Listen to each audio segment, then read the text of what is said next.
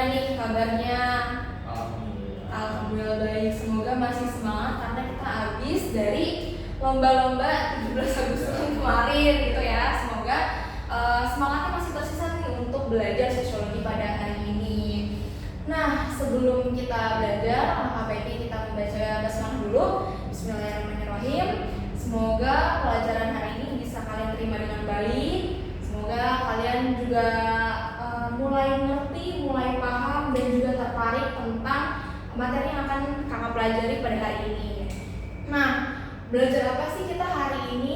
Nah, kalau misalkan dilihat, kita akan belajar tentang perubahan sosial yang melingkupi pengertian perubahan sosial, faktor penyebab perubahan sosial, faktor pendukung dan penghambat perubahan sosial, lalu ada teori perubahan sosial dan bentuk-bentuk perubahan sosial. Mungkin kayaknya banyak banget terus kayak mumet gitu, ada banyak banget, ada 5 gitu. Semoga Muhammad dan kakak berusaha sebisa mungkin untuk membuat materi yang super padat banyak ini jadi lebih mudah dipahami dengan baik gitu. Nah, sebelum kita masuk ke dalam pengertian perubahan sosial, kakak mau tanya dulu, kira-kira sebelum kita menggunakan handphone untuk berkabar, itu kira-kira orang-orang zaman dulu tuh pakai apa sih?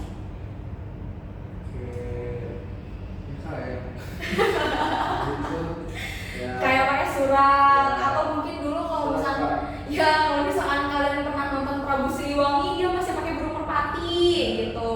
Nah, sebenarnya perubahan dari surat ke handphone itu termasuk ke dalam perubahan sosial gitu. Cuman itu adalah contoh kecilnya aja ya. Nah, nanti kita akan membahas dari pengertian, faktor, penyebab, pendukung, penghambat, teori sampai bentuk-bentuk itu secara lebih rinci gitu. Oke, kira-kira udah siap belajar hari ini? Siap. Oke, kita mulai dari yang pertama adalah pengertian perubahan sosial.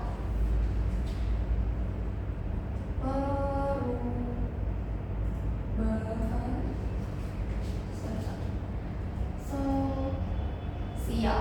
Nah, sebelum aku membahas tentang perubahan sosial terkait dengan definisinya, aku mau memberikan setidaknya 2 tokoh yang akan nanti kita tarik benang merahnya untuk membentuk definisi perubahan sosial secara lebih gampang gitu. Nah, yang pertama itu ada tokoh dari Kingsley Davis dan satu lagi adalah Selo Sumarjan. Nah, ini ada 2 nih, ada yang dari luar negeri, ada yang dari dalam negeri gitu.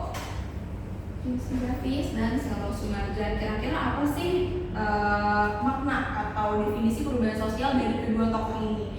Nah, oke. Dari Kingsley Davis, perubahan sosial itu adalah proses perubahan yang terjadi dalam struktur dan fungsi masyarakat. Oke. Nah, sedangkan dari Selo Sumarjan, perubahan sosial itu merupakan budaya yang berubah karena perubahan struktur dan fungsi sosial. Nah, nih 2 ini. Kira-kira dari penjelasan Kingsley Davis dan Selo Sumarjan itu ada kata kunci yang sama nggak? Oke, betul. Yang pertama itu adalah struktur, lalu ada fungsi. Nah, jadi kalau misalkan kita tarik kesimpulan apa sih definisi perubahan sosial secara lebih gampang, yaitu adalah proses perubahan struktur dan fungsi dalam masyarakat gitu. Jadi yang kita ambil adalah dari sini proses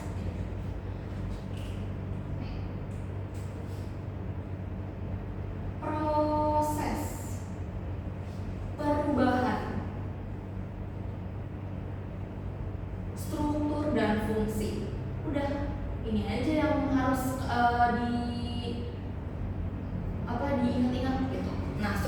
fungsi. Nanti kita akan membahas kira-kira struktur dan fungsinya ini tuh ada apa aja gitu. Struktur dan fungsi. Nah, ketika kita membahas tentang perubahan sosial, otomatis kita harus membedah dulu apa sih yang disebut dengan struktur dan fungsi. Yang pertama, struktur. Struktur itu adalah sebuah aturan, sebuah tatanan atau susunan. Misalkan kalian di sekolah, kalian pasti punya struktur kelas kan? Seperti ketua kelas, wakil, sampai bendahara dan sekretaris. Nah, ketika kalian tidak masuk ke dalam struktur kelas itu, kalian masih tetap menjadi atau bergabung ke dalam struktur kelas lain, misalkan kayak pembagian piket. Nah, kalian pasti ada kan pembagian piket dari Senin sampai Jumat, gitu. Nah, itu yang disebut dengan struktur. Jadi struktur itu adalah tatanannya, gitu. Misalkan dalam sekolah ya ada urutannya dari ketua sampai bendahara. Pun dengan di desa kalian atau mungkin di rumah kalian pasti punya RT, RW, terus lurah, camat, dan ke atas-atasnya itu disebut dengan struktur. Lalu fungsi itu adalah yang membersamai struktur. Jadi ketika kita berbicara tentang struktur, kita juga akan mengenal tentang fungsi, which means di mana ada struktur atau di mana kalian tergabung dalam suatu struktur, kalian itu pasti punya fungsi. Misal kayak di kelas, kayak strukturnya dari ketua kelas punya fungsi, wakil punya fungsi. Terus juga kalian yang nggak bergabung ke dalam struktur kelas, tapi bergabung ke dalam jadwal piket, itu kalian punya fungsi, which means kalian harus bersih-bersih kelas sesuai dengan waktunya, gitu ya. Jadi perubahan sosial itu adalah proses perubahan struktur dan fungsi dalam masyarakat kita, gitu. Nah, nanti dalam struktur dan fungsi kita juga akan mengenal tentang nilai, norma, dan sikap, gitu. Karena struktur dan fungsi yang berbeda itu pasti akan membawa perbedaan atau perubahan juga ke dalam norma, sikap, dan nilai kita. Kira-kira sampai sini, got it? Oke, yang pertama itu sudah, jadi kita centang pengertian dot. Lanjut ke faktor penyebab. Faktor penyebab perubahan sosial. Oke. Nah, dalam faktor penyebab perubahan sosial, yang pertama itu ada perubahan kondisi lingkungan.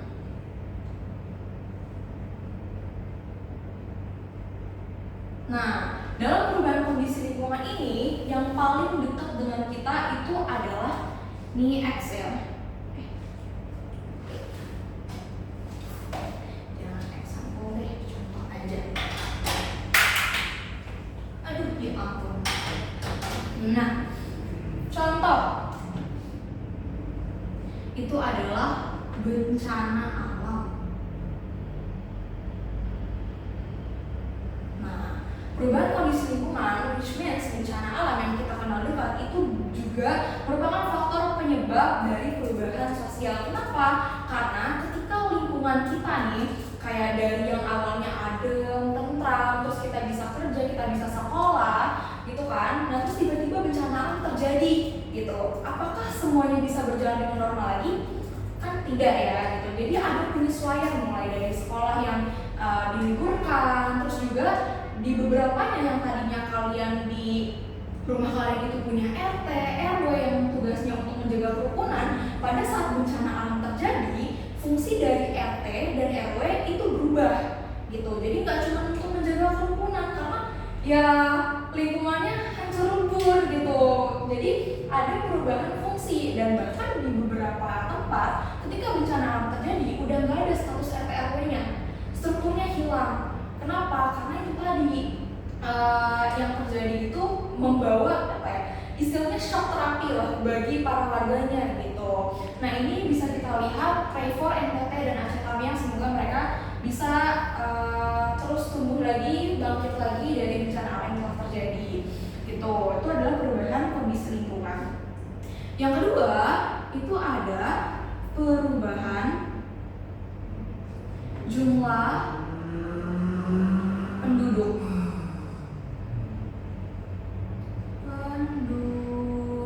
Nah, perubahan jumlah penduduk, nanti ketika perubahan jumlah jumlah penduduk itu kita akan selalu berkaitan dengan yang pertama ada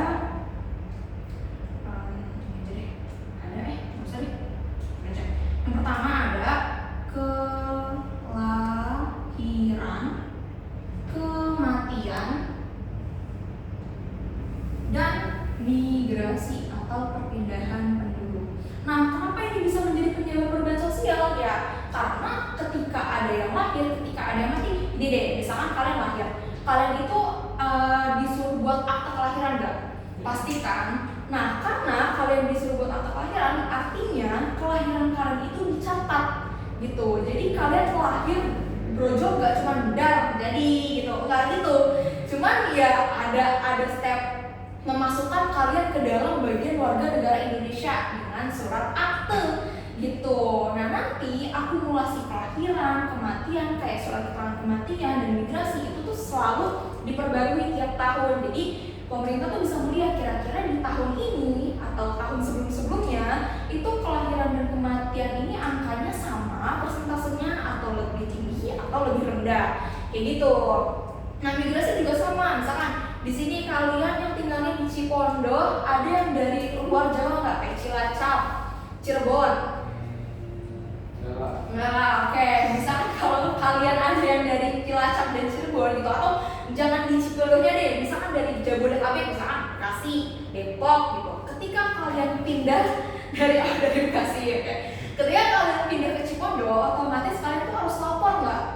Lapor karena kalian pindah. Nah itu, jadi perubahan jumlah penduduk juga berpartisipasi kepada perubahan sosial gitu, karena ada yang berubah, intinya karena ada yang berubah gitu, dari before after, dari begini begitu gitu. Nah, selanjutnya itu adalah kemajuan teknologi. Nah, yang tadi udah aku bilang, yang penting itu ada before afternya gitu, kayak tadi awal-awal dari surat ke handphone, terus dari apalagi dari yang tidak bermain sosmed jadi bermain sosmed gitu. Kayak misalkan kemarin mungkin orang-orang tua zaman kita tuh nggak akan pernah berpikir bahwa ML itu bisa jadi e-sport gitu. Untuk berpikir hadirnya sebuah Mobile Legends aja mungkin mereka nggak pernah berpikir gitu. Nah, itu adalah kemajuan teknologi. Jadi perubahan sosial banyak banget gitu. Misalkan yang tadinya kita cuma ada yang jadi petani, pedagang, nelayan, terus sekarang ada e-commerce, jadi afiliator keranjang kuning. Nah, itu kan strukturnya berubah gitu. Jadi ada penambahan masyarakat yang memanfaatkan teknologi untuk mencari kerja gitu. Lalu selanjutnya ada terjadinya konflik dan peperangan. Nah, terjadinya konflik dan peperangan, misalkan contohnya di sini itu konflik rasial deh, gitu. Konflik rasial atau bisa juga etnis atau budaya gitu. Nah, kenapa bisa terjadi perubahan sosial ya? Karena ketika kita lihat negara-negara yang sedang perang gitu, misalkan kayak Palestina, Ukraina, terus juga ada Yaman, ada Afghanistan, apakah sosial mereka itu sama dengan kita berjalannya? Otomatis beda gitu kan. Dari misalkan kita yang bisa menghirup udara segar gitu kan, terus yang mereka yang negara-negara yang memang masih konflik, yang terjadinya perang, itu yang mereka hidup tuh nggak sekedar dari abu-abu pembangunan yang hancur gitu, dan juga lagi-lagi struktur dan fungsinya berubah gitu. Kira-kira sampai sini Garit paham? Kalau yang nggak ada konfliknya berarti nggak akan berubah. Nah, good question. Kalau yang nggak ada konfliknya apakah bisa berubah? Bisa aja. Kenapa? Karena ada ini, majunya teknologi ada. Kalau misalkan ada di antara ini atau ini, nah itu bisa berubah sosialnya gitu. Kalau misalkan ininya nggak ada, bencana alamnya nggak ada, perubahan jumlah penduduknya nggak ada, kemajuan teknologinya nggak ada, konfliknya juga nggak ada, ya berarti nggak ada perubahan sosial. Contohnya ada, misal kayak mungkin ini nggak yang ideal banget, tapi kita bisa pakai masyarakat baduy dalam gitu. Mereka mungkin ada perubahan jumlah penduduk gitu, tapi kondisi lingkungan bencana alam mungkin minim. Terus kemajuan teknologi yang mereka tidak pakai teknologi, terus apakah mereka konflik dan perang juga tidak gitu. Jadi apakah perubahan sosial terjadi di mereka? Tetap terjadi dalam artian ini perubahan jumlah penduduk aja gitu, tapi dalam 1, 2, 3 mereka tidak terjadi seperti itu. Got it? Oke, good. Nah, selanjutnya kita akan belajar tentang ini centram dulu nih, faktor penyebab sudah selesai. Nah, selanjutnya adalah faktor pendukung dan penghambat.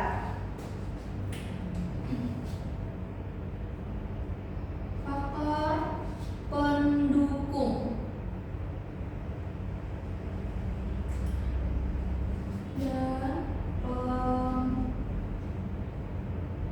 penghambat. Waduh, sudah mau habis. Semoga yang duduk kalian nggak habis juga ya. Nggak habis videonya udah mau habis. Nanti kalau nggak kelihatan pakai mata batin aja nggak apa-apa. Wait. Penghambat. Oke. Faktor pendukung dan penghambat. Oke, yang pertama kita mulai dari faktor pendukungnya dulu aja deh. Faktor pendukung. Interaksi dengan kebudayaan lain. Nah, yang pertama adalah interaksi dengan kebudayaan lain. Kalau misalkan ini kita nih sekarang, mungkin kalian pernah berpikir tentang feminisme, patriarki. Nah, itu tuh sebenarnya kita tuh sedang berinteraksi dengan kebudayaan lain gitu. Misalnya patriarki dan feminisme itu nggak akan kita kenal ketika kita tidak membuka sosmed. Kita nggak ngobrol sama teman-teman yang mungkin membaca tentang itu. Nah, kayak gitu. Jadi interaksi dengan kebudayaan lain itu merupakan faktor pendorong perubahan sosial gitu ya. Lalu yang kedua adalah terbukanya akses informasi. Nah, yang tadi aku udah bilang, ketika kalian mendapat banyak informasi, which means kalian akan mendapatkan ilmu-ilmu baru yang tadinya kalian tuh nggak tahu gitu sebelumnya. Atau mungkin pernah di TikTok kayak ada aja pikiran orang-orang, kepala orang-orang yang kita nggak tahu isi rumahnya, isi kepalanya gimana. Terus kayak tiba-tiba kok ada ya orang berpikir kayak gini. Atau mungkin kayak, lah kok pikiran gue kebagi ya? Ini pikiran gue yang kebagi, chat gue yang kesebar, atau gimana? Nah itu. Jadi perubahan sosial itu juga karena terbukanya akses informasi. Lalu yang ketiga itu adalah sikap menghargai. Nah, karena tadi udah aku mention juga, kalau misalkan kita membahas tentang perubahan sosial terkait struktur dan fungsi, kita juga akan membahas tentang norma, nilai, dan sikap. Sini ada sikap menghargai terhadap kebudayaan baru gitu. Jadi yang tadinya kita nggak tahu kebudayaan itu sebelumnya, terus kita jadi tahu dan kita menghargai, bahkan kebudayaan itu jadi semacam identitas baru bagi kita gitu, karena kita merasa relate dengan kebudayaan tersebut, which means ya perubahan sosial juga bisa terjadi gitu. Lalu setelah itu ada heterogenitas. Heterogenitas penduduk, yang artinya hetero itu berarti beragam gitu. Jadi ketika penduduknya semakin beragam, itu perubahan sosial tuh akan terus ibaratnya itu akan terus masuk gitu. Contoh yang paling gampang aja, sebenarnya Indonesia itu kan masyarakatnya heterogen. Ada yang Sabang Merauke, ada yang Sumatera, Kalimantan dan sebagainya. Itu kan hetero gitu. Jadi kita itu kadang bisa kebawa, misalnya gini, kalian di satu tempat yang isinya orang timur semua. Saya yakin seminggu aja itu logat kalian ada, saya sudah pulang Kak. Nah, itu. Jadi semakin heterogen penduduknya, perubahan sosialnya juga semakin terbuka kayak gitu. Bagi Indonesia yang emang udah banyak banget kayak westernisasi ada, K-pop ada, wibu ada, terus apalagi yang Arab juga ada. Nah itu, jadi kita semakin terbuka dengan kebudayaan baru, akses informasi, terus kitanya juga menghargai atau menerima budaya baru tersebut, ya masyarakat kita semakin heterogen. Nah, yang terakhir itu adalah pemerataan pendidikan, ekonomi, dan teknologi. Nah, pemerataan pendidikan, ekonomi, dan teknologi. Jadi, kenapa akhirnya kita bisa punya pemikiran yang timpang kayak pemikiran wong deso? Kenapa kita bisa bilang kayak gitu? Karena ternyata pemerataan pendidikan itu belum terlalu rata gitu. Atau mungkin kayak orang-orang desa yang kayak jangan sok kota deh. Nah, itu karena ternyata orang-orang desa mungkin karena pendidikannya sebatas mungkin SD, SMP, SMA, yang kalau misalkan di kota mungkin lebih beragam lagi gitu kan, pendidikannya bisa sampai S3 atau profesor, pasti ada timpangnya gitu, ilmu yang timpang kayak gitu. Nah, sebenarnya pemerataan pendidikan, ekonomi, teknologi itu menjadi faktor pendukung dari perubahan sosial gitu. Jadi kalau misalkan ininya terhambat, ya berarti perubahannya tidak terlalu banyak terjadi gitu. Nah, untuk penghambatnya ini tinggal kita balik aja jadi yang negatif.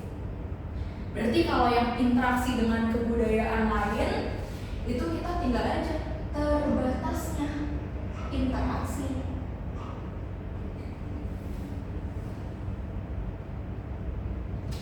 Dengan kebudayaan lain. Nah, terus yang kedua, kalau yang pendukungnya terbuka berarti yang ini tutupnya akses informasi. Tuh, terus yang di sini sikap menghargai berarti ya sikapnya masih tradisional, terus prasangka,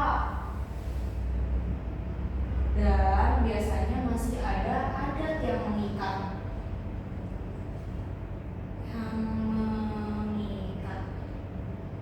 Oke, terus berarti kalau heterogen berarti homogenitas penduduk. Nanti dibahas satu-satu. Kita ini dulu. Nah, berarti kalau pemerataan berarti ketimpangan pendidikan, ekonomi, dan teknologi. Nah, kita bahas ya, karena tadi ada yang pendukung, sekarang jadi penghambat. Yang pertama, terbatasnya interaksi dengan kebudayaan lain. Misalkan yang tadi kayak Baduy, itu kan dia nggak punya interaksi dengan kebudayaan lain selain Baduy itu sendiri, gitu kan. Jadi perubahan sosialnya kayak mungkin listrik belum nyampe, internet apalagi, HP juga apalagi gitu. Bahkan yang saya pernah dengar adalah masyarakat Baduy Dalam itu masih memakai atau memakan hal-hal yang mereka hasilkan sendiri. Jadi bukan impor dan lain-lain gitu. Nah, tertutupnya akses informasi yang seperti tadi gitu. Misalkan kalau dalam Indonesia ada Baduy Dalam, tapi kalau misalkan di luar negeri yang paling banget bisa kita lihat adalah Korea Utara gitu. Informasinya tertutup. Jadi kalau misalkan kita melihat seputar Korea Utara di TikTok gitu, terus ada yang komen, pasti banyak yang komen kayak itu kayak Indonesia tahun 80-an, kayak Indonesia tahun 90-an. Nah, karena itu kalian bisa ngomong itu seperti Indonesia tahun 90-an, berarti karena ada yang beda. Dari tahun 90-an sampai sekarang berarti ada yang beda gitu. Jadi ada before afternya. Sedangkan kalau Korea Utara karena informasinya tertutup, terus sikap tradisional dan prasangka, ya kalian tahu sendiri gimana pemimpin Korea Utara dengan orang-orang sekitar yang semoga aja kita nggak kena bombardir karena presiden kita memberikan maklumat yang agak-agak gitu ya tentang negara dengan senjata dalam tanda kutip. Nah kayak gitu, jadi ada sikap tradisional, prasangka, dan adat yang mengikat. Jadi misalkan kayak orang-orang zaman dulu tuh kayak selalu mikir itu tuh nggak boleh, ini mitos, ini pantangan gitu. Nah itu karena ada adat yang mengikat. Sementara orang-orang kita tuh biasanya kayak itu tuh mitos, tuh nggak ada hubungan yang mistis-mistis gitu. Tuh gue setannya kan gitu, kayak gitu. Nah karena ini semua terbatas, jadi yang tadinya masyarakatnya heterogen sekarang jadi homogen. Itu doang budayanya, nggak ada yang lain gitu. Jadi ya udah nggak ada perbedaan apa-apa, kayak sama aja gitu. Nah terus ada ketimpangan pendidikan, ekonomi dan teknologi kayak gitu. Kira-kira sampai sini aman? Mantap. Ada yang mau ditanyakan?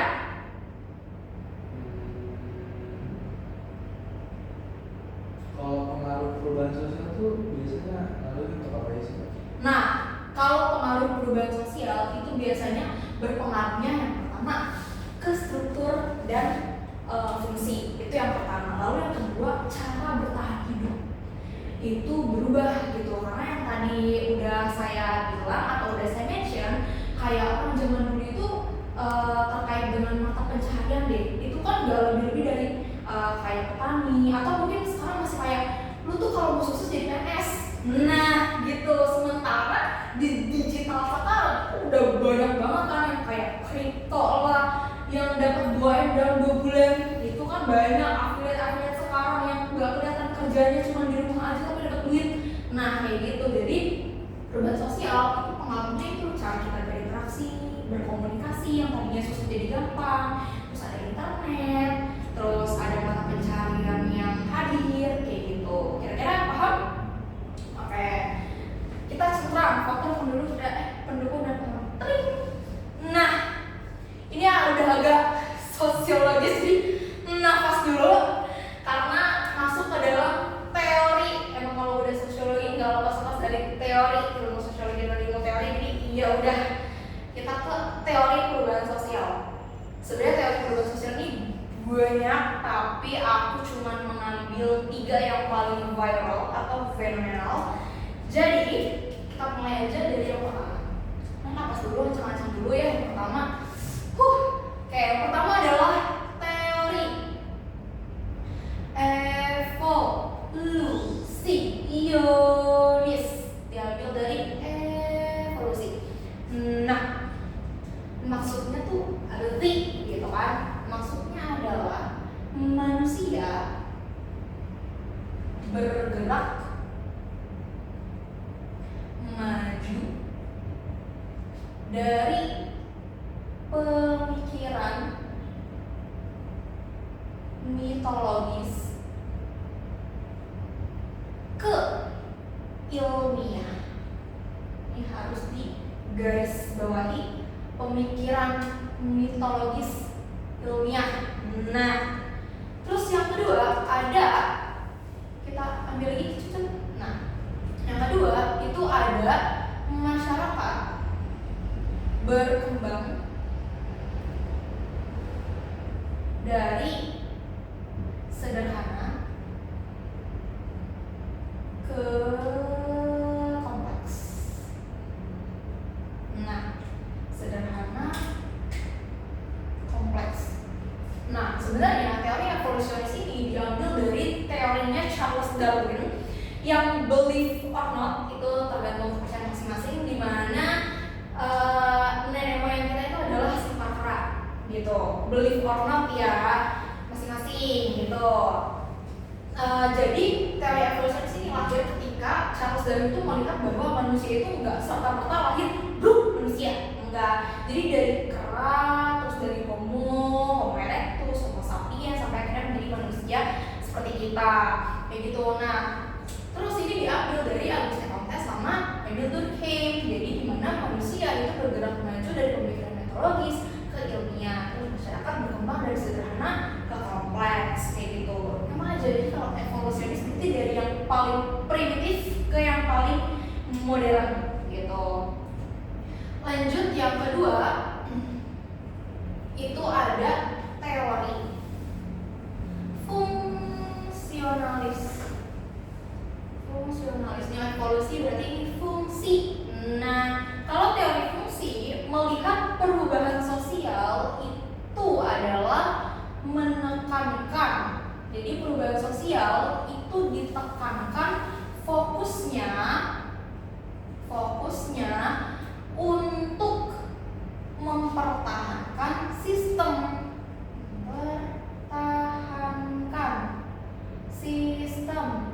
sosial. Jadi kalau misalkan kalian masih ingat tentang teori fungsionalis di mana semua orang itu punya fungsinya masing-masing, Nah, perubahan sosial dalam teori fungsionalis itu harus menekankan fokusnya untuk mempertahankan sistem sosial. Gimana tuh maksudnya? Jadi, ketika ada satu unsur dari kita atau dari sosial kita yang berubah, misalkan hari ini kondisi lingkungan ini berubah, atau jumlah penduduk berubah, teknologi berubah, terus ini berubah. Satu unsur yang berubah, itu masyarakat harus menyesuaikan unsur lain juga untuk berubah. Jadi ini, ketika perubahan kita ambil yang sini, ketika kelahiran itu memuncak, nih, tapi pendidikannya nol, gak bisa kan? Jadi kayak cuman gimana gitu, banyak yang lahir tapi gak ada yang berpendidikan kayak gitu. Nah, itu yang dimaksud dengan fungsionalis. Jadi ketika ada perubahan jumlah penduduk, which means kemajuan teknologi ini juga harus dibersamain gitu. Pendidikan harus diratakan, ekonomi harus diratakan, seperti itu. Jadi karena apa? Karena ini mempertahankan sistem sosial. Jadi kalau yang satunya maju, satunya nge-stuck, atau satunya maju malah satunya mundur, ya timpang gitu. Yang ada malah konflik gitu. Itu menurut teori fungsionalis. Yang terakhir itu teori fenomenalnya ada dari Bapak komunis, yaitu teori konflik, which means Karl Marx gitu. Gimana sih teori konflik itu melihat perubahan sosial? Nah, teori konflik melihat perubahan sosial itu sebagai bentuk atau perubahan sosial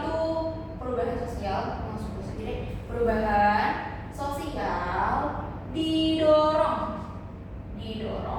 Marx biasanya ngomongin apa sih kalau nggak jauh-jauh dari ekonomi? Nah, didorong dari faktor ekonomi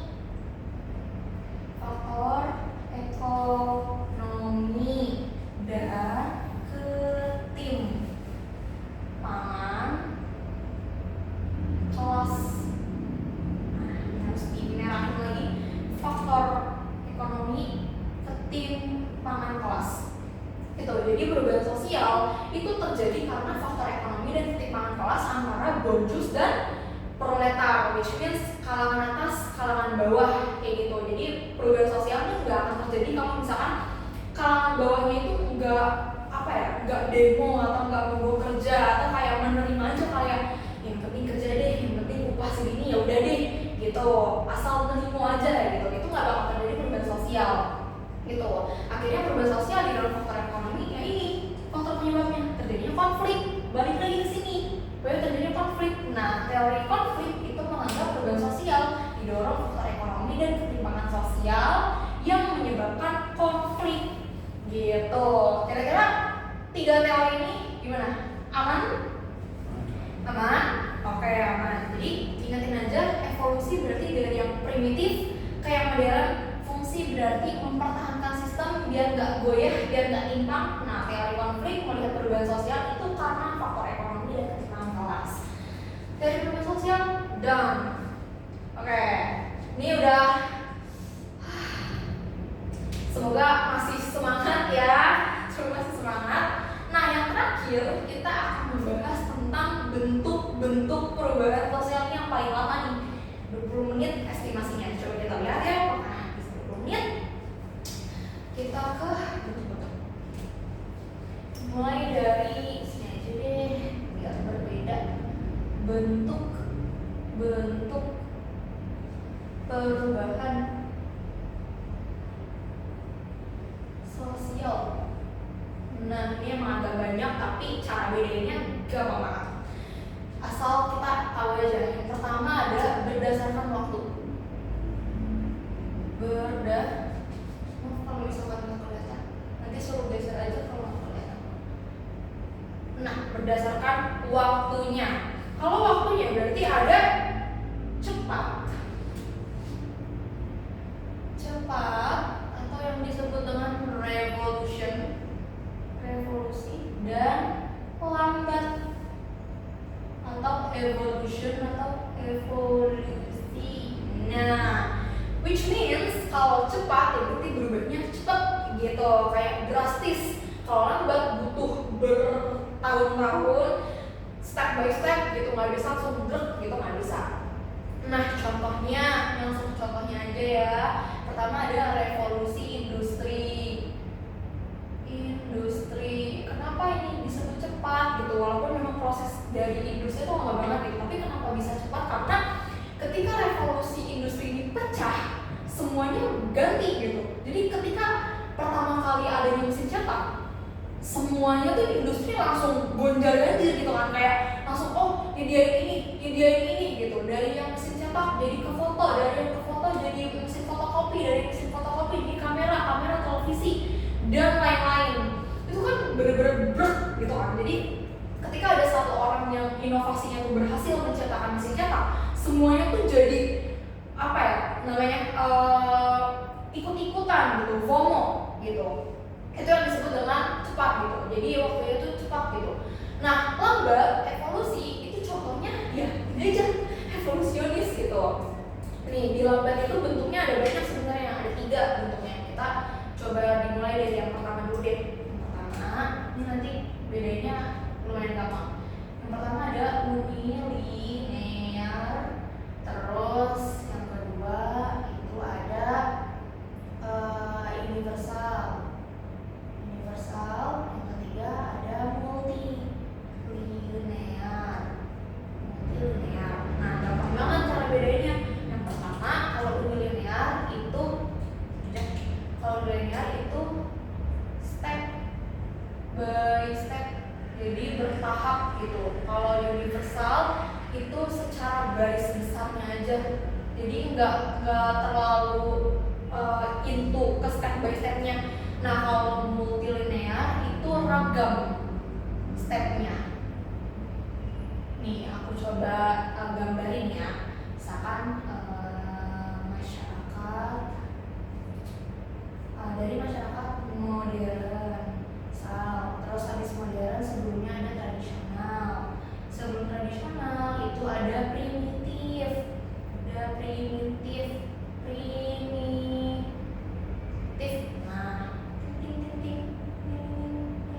Nah, gimana cara menggambarkannya? Dia terus naik.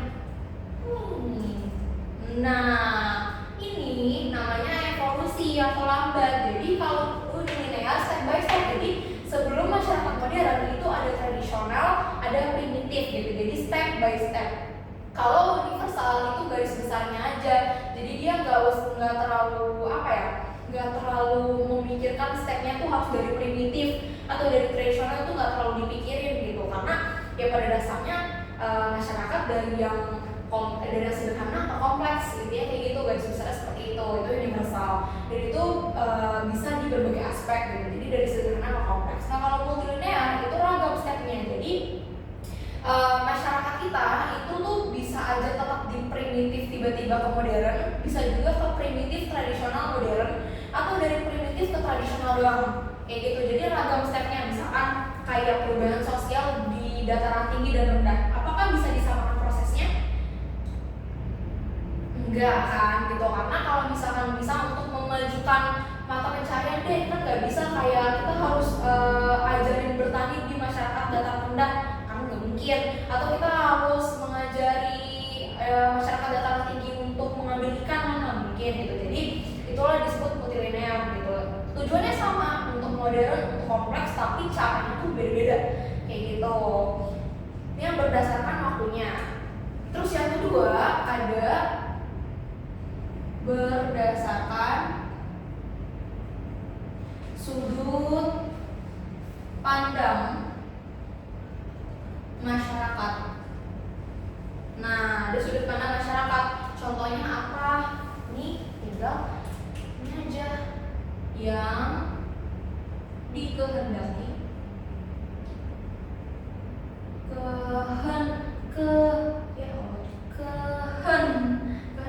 udah mulai ini ya, udah mulai gitu. Kehendaki dan yang tak dikehendaki, gitu. Misalkan ya kalau yang dikehendaki berarti ada perencanaannya, aja ada perencanaannya kayak pembangunan dan lain-lain. Kalau yang tidak dikehendaki ya di luar kondisi kita gitu. Kita nggak bisa menghendaki, misalkan kayak bencana, karena ya kita nggak bisa menghendaki kapan bencana bisa datang. Kalau misalnya bisa dikendaki kita udah kabur duluan sebelum bencananya datang kan gitu. Yang kedua, berdasarkan sudut pandang. Lalu yang ketiga ada berdasarkan pengaruh. Pengaruh. Oke, kalau berdasarkan pengaruh berarti berdasarkan kuantitas. Ada yang besar, ada yang kecil. Kalau yang besar itu menyangkut seluruh tatanan kehidupan masyarakat kota maupun desa. Misalkan kalau besar adalah teknologi. Nah, teknologi. Pokoknya yang besar tuh menyangkut seluruhnya. Kalau yang kecil ya berarti sebagian orang aja. Yang paling gampang fashion. Nah, jadi kalau misalkan seluruhnya kan kalau teknologi kan gede banget gitu. Semuanya udah udah basis on teknologi, tapi kalau fashion ya tergantung, ada yang vintage, ada yang grunge gitu kan. Yang biasanya di sini kita mengenalnya dengan siklus gitu. Jadi misalkan kita ambil contohnya dari tahun trend fashion 2000-an, terus 90-an, 80-an. Nah, ini kalau siklus itu dia muter-muter gitu. Ini bisa besar, bisa kecil gitu kan. Itu ya trend fashion. Jadi kalau misalkan kalian lihat ada tren vintage ya berarti dia ngambilnya dari 80-an. Ini bisa jadi tren di 2000-an, 90-an bisa tren 2000-an gitu. Yang terakhir itu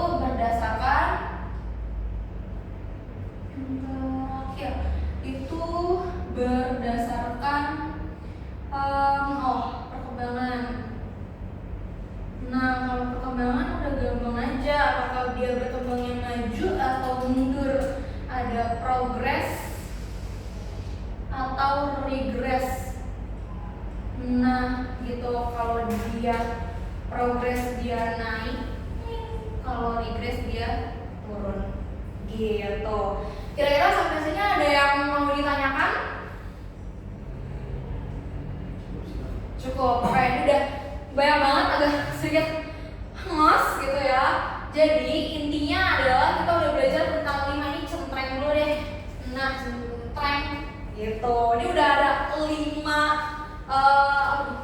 belajar apa hari ini ada 5 nih gitu. Semoga ini bisa paham ya. Dari perubahan sosial yang harus kita ingat adalah proses perubahan struktur fungsi. Faktornya ada kondisi lingkungan, jumlah penduduk, teknologi, konflik dan peperangan. Terus faktor penyebab, terus faktor pendukungnya ini ada banyak. Ada interaksi, ada informasi, ada sikap menghargai, ada heterogenitas, ada pemerataan pun penghambat sebaliknya gitu, terbatasnya interaksi dan lain-lain. Nah, terus teorinya ada evolusionis, yang diingat evolusi berarti dari mitos ke ilmiah, sederhana ke kompleks. Nah, kalau fungsi berarti dari fungsinya, misalkan mempertahankan sistem sosial. Kalau konflik ya kita lihat dari faktor ekonomi dan ketimpangan kelas yang menyebabkan konflik. Nah, bentuk-bentuknya kalian bisa langsung ingat aja. Kalau waktunya berarti cepat atau lambat gitu. Kalau cepat ya drastis, lambat step by step. Nah, kalau step by step unilinear. Kalau garis besarnya nih universal, multilinear berarti tergantung kondisi masyarakatnya. Nah, sudut pandang ada yang dikehendaki, tidak dikehendaki, misalkan pembangunan dan bencana. Terus pengaruhnya kuantitas, besar atau kecil nih perubahannya. Kalau misalkan besar kayak teknologi, kecil kayak fashion. Terus kalian juga harus mengenal tentang siklus, dimana semua tren dulu tuh bisa jadi tren lagi di tahun ini gitu. Nah, terus berdasarkan perkembangan, progres menuju kemajuan, regress menuju kemunduran gitu. Oke? Got it? Nah,